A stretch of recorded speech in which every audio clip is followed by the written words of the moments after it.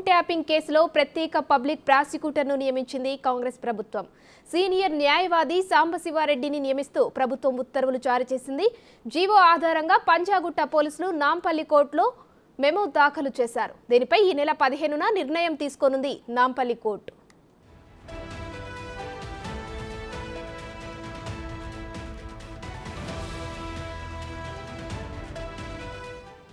Phone tapping కేసులో ప్రత్యేక public ప్రాసిక్యూటర్ను నియమించింది కాంగ్రెస్ ప్రభుత్వం.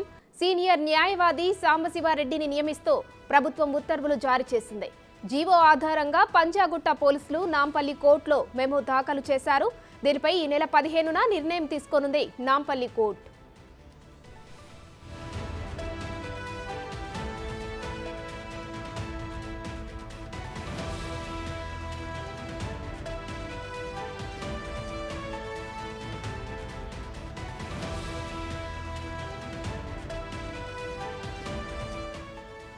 రైట్, ఇదే అంశంపై మరిన్ని డీటెయిల్స్ మా ప్రతినిధి సురేష్ అందిస్తారు ఫోన్ లైన్లో.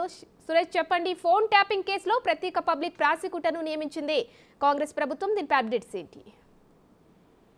ఫోన్ ట్యాపింగ్ కేసులో పీపీని కూడా స్పెషల్ పీపీని నియమించాలని చెప్పేసి కూడా పోలీసులు చెప్పడంతోనే దీనికి సంబంధించి సాంబశివారెడ్డికి సంబంధించిన పేరును ప్రతిపాదించి కోర్టుకు తెలపడం జరిగింది. కోర్టు ఏదైతే మెమో దాఖలు చేశారో పంజగుట్ట పోలీసులు ఆ మెమో ఆధారంగా సాంబశివారెడ్డిని నియమించనున్నారు పీపీగా ఆయన వాదనలు నిలిపించున్నాడు. ఎందుకంటే ఈ కేసు ప్రొఫెషనల్ కేసు కాబట్టి ఇందులో చాలా మంది ప్రభుత్వ అధికారులు ఉన్నారు. వారికి సంబంధించిన కౌంటర్లు దాఖలు చేయడంలో కూడా జాగ్రత్తలు తీసుకోవాలి. ఎందుకంటే కేసుకు సంబంధించిన ఎవిడెన్స్ అంతా కూడా కోర్టులో గట్టిగా వినిపించాలంటే స్పెషల్ పీపీ అవసరం ఉంటుందని చెప్పేసి కూడా భావించి ఇప్పుడు సాంబశివారెడ్డిని నియమించిన మెమో దాఖలు చేశారు. కోర్టు న్యాయస్థానంకి సంబంధించి నాంపల్లి కోర్టు నిర్ణయం తీసుకొని ఆయనని నియమిస్తుంది పీపీగా. ఆల్మోస్ట్ ఆయన పీపీగా అయిపోయినట్టే చెప్పొచ్చు. ఎందుకంటే ఈ కేసులో చాలా కీలక దశలో ఉంది.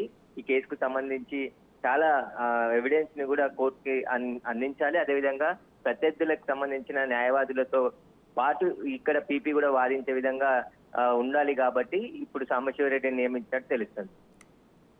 Right, thank you Suresh.